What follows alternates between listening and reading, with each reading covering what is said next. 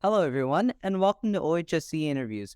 I'm Vasu Bardwaj, and I'm your host for today's episode. Today, I'm happy to have with me the former Member of Parliament for Parry Sound, Muskoka, and a continuous Conservative advocate, the Honourable Tony Clement.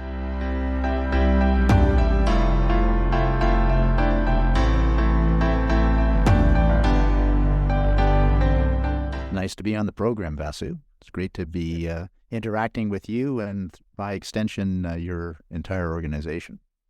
Thank you for joining us today. We really appreciate you being on here. We know you've been continuously from the provincial level to the federal level to in government to in opposition. You've seen it all. You've done it all. It's going to be great talking to you here today and great listening to your experiences. Thank you so much for joining us, and thank you so much for your time today. Well, for sure. If nothing else, after all that time in politics, I have some good stories. So there you go. For sure, for sure.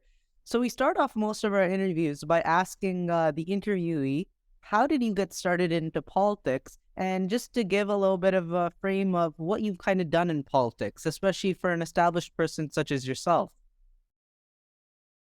Sure, I'd be happy to share that. I got started as a high school student, actually, in 1975. And my mother, she was a single mom, and she had a job at Queen's Park. And the 1975 election rolled around, and it was kind of important for her to keep her job. And at the time, the context was that socialism and communism were advancing around the world. And just saw the end of the Vietnam War. There was the Watergate scandal in Washington.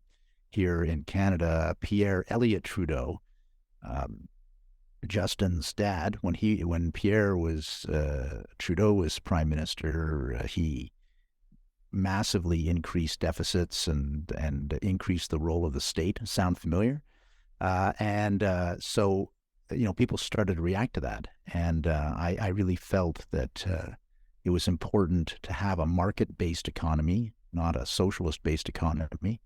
And I thought it was important to give people more choices in their lives, not fewer choices, because government was making all those choices. So in the 1975 election, I started out as a volunteer. I would put leaflets indoors and made phone calls and did all the things that one does in a campaign in the riding that was held by my mom's boss. And I also got involved in the local campaign where we lived, which was in North York in Toronto. And there was a riding called Oriole riding at the time, sort of Don Mills and York Mills area, if people are familiar with that. And that's how I got involved. And I kept coming back for elections, and I became the president of the Oriole YPCs, And then when I got to university, I continued my involvement through my university years. And I just kind of worked my way up the ranks. I felt very strongly about being involved and making a difference, and became president of the Ontario PC Party in 1990. By 1995, I was a candidate for the party in the election that Mike Harris won in the Common Sense Revolution. And by 1997, I was a cabinet minister and served as an Ontario cabinet minister, Minister of Transportation, Minister of the Environment, Minister of Municipal Affairs and Housing, and Minister of Health and Long-Term Care until the defeat of the government in the 2003 election. So then I took a little bit of time off, but, politics has a way of dragging you back in, Basu. It's once you get the bug, it's hard to get rid of that bug. And so I was convinced to run for the nomination in Parry Sound, Muskoka federally, having run for leader of the Conservative Party of Canada against Stephen Harper. You can guess how that went. Stephen was a real.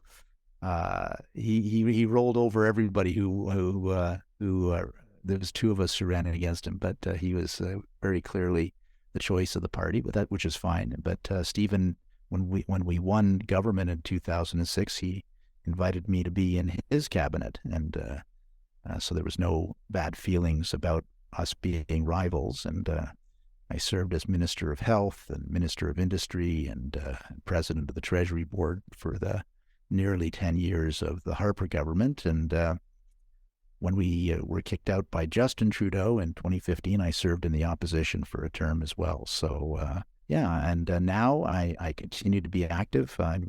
On the I'm vice chair of the Conservative Fund of Canada, which raises the money and spends the money for the Conservative Party for Pierre Poilievre, and I'm his national fundraising coordinator. So I'm still involved and still enjoying being For involved. sure. It's great to see that you're still involved and to see that you started at such a young age, you know.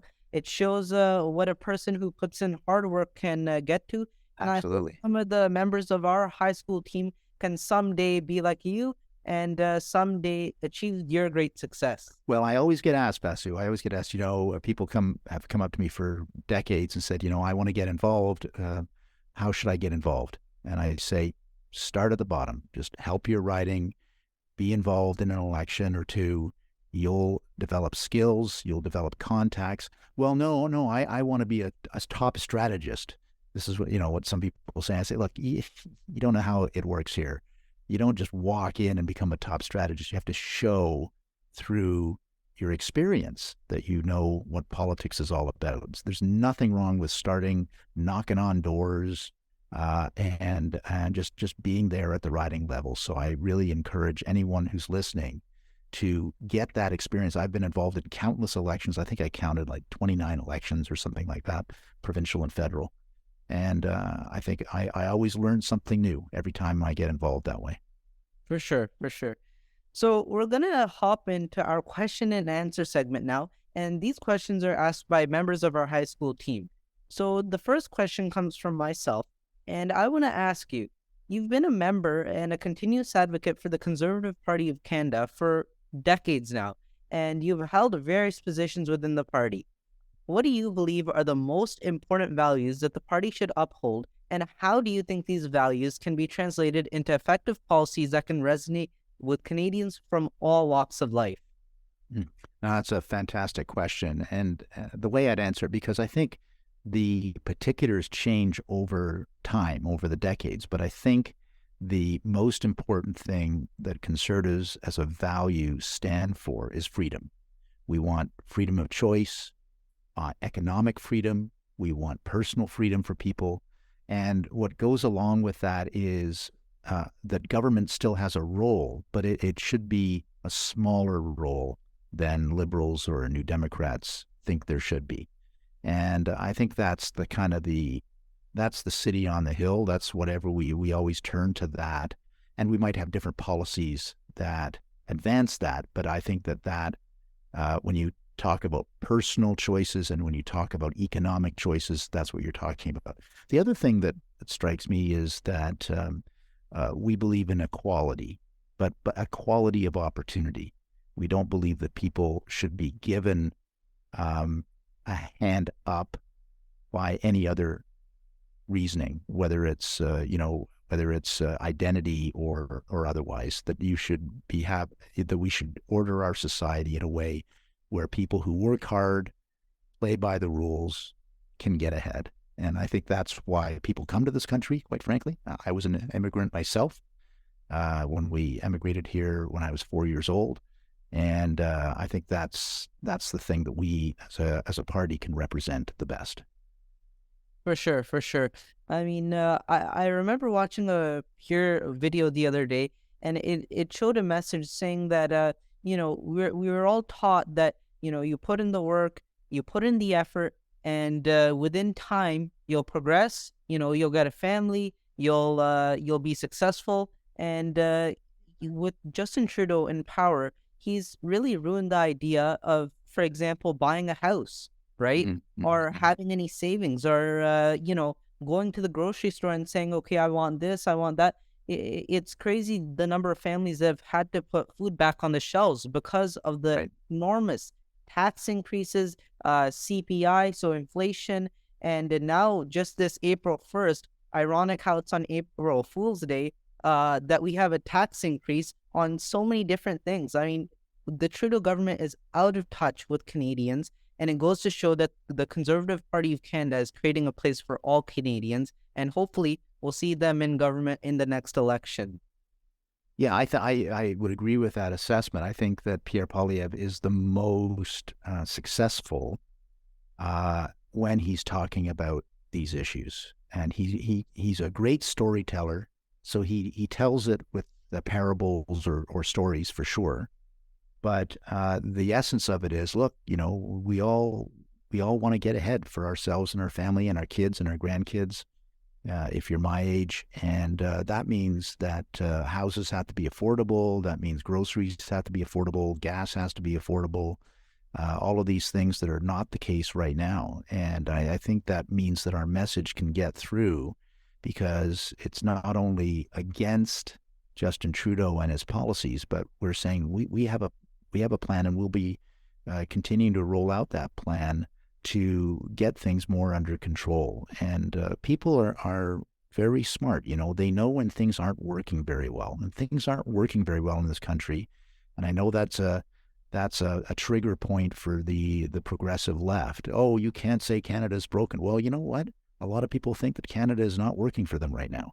And a lot of people in university or just graduated don't know what to do because those opportunities are not there right now. So I think that is an incredibly important message that Pierre Poilievre is talking about these days.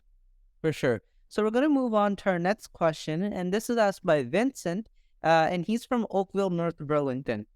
And he wants to ask you, you've been heavily involved in both provincial and federal politics. What do you say is the biggest difference between the two from a perspective of a politician? Yeah, and I think that's a really important question too. Provincial politics on a certain level has more levers to to deal with things that are down home in people's lives, whether it's fixing the highway or doctors and nurses or hospitals, the administration of justice. These are education, high school, primary school. These are all issues that people feel very closely, that is close to them. And so when you're in provincial politics, you're really dealing with things that are right in the face of the electorate. Federal politics, of course, has a different dimension. It's a national dimension and an international dimension. National dimension is very interesting because Ontario, where I served, obviously we are a province of regions. You've got Southwestern Ontario, you've got Toronto, you've got the GTA more broadly, Northern Ontario, Eastern Ontario, Central Ontario. But when you're a national politician, the diversity of our country is just incredible, and 5 time zones, and Quebec with its unique history and culture, Atlantic Canada, the prairies, and British Columbia, and even Northern Canada, which is spectacular. And I feel very blessed that I've been to a lot of places in around the Arctic Circle where not many Canadians have been. So it's a very diverse country, and it just adds to, I don't know, I felt really blessed that I had the opportunity to walk into Parliament every day for 14 years. It really felt like this was something very special that we were given the opportunity to serve that way. 100%, 100%. Now, I want to ask a follow-up question. Do you ever miss being a member of parliament, or do you enjoy the more kind of settled life now? This is the way I always answer this question, but it's a serious answer, and it's a thoughtful answer in my view. I miss the good things about politics. I don't miss the bad things about politics. So there's always a little bit of both you'll find in life wherever you are, whatever job or profession you choose. But for me, it really was an honor to serve, and certainly miss the camaraderie, like that you were part of a team in caucus. You were trying to get things done. It doesn't matter whether it was government or opposition. You were trying to do something for the country, and it was intense. I mean, sometimes we'd have votes all night, and it really creates a bond between yourself and your colleagues, right?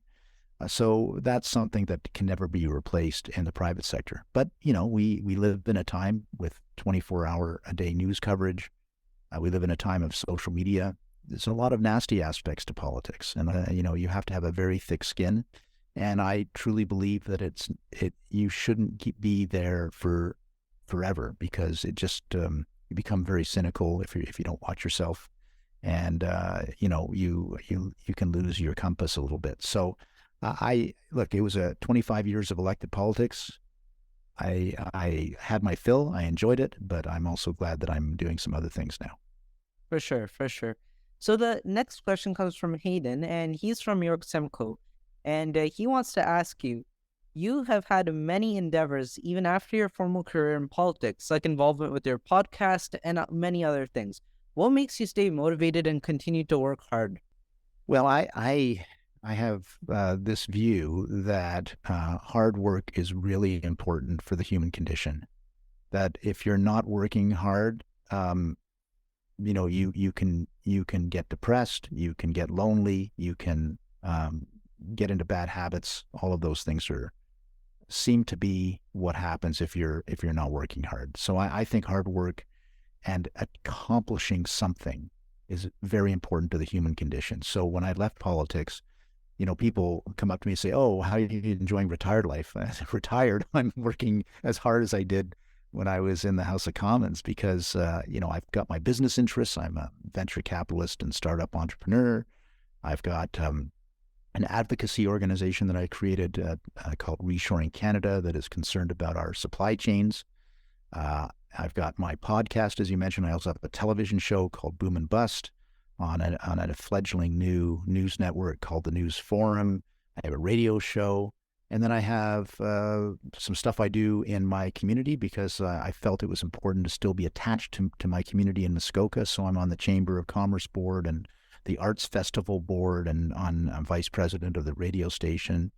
And then I do the work for Pierre, because I believe that we all have to do things that are bigger than ourselves.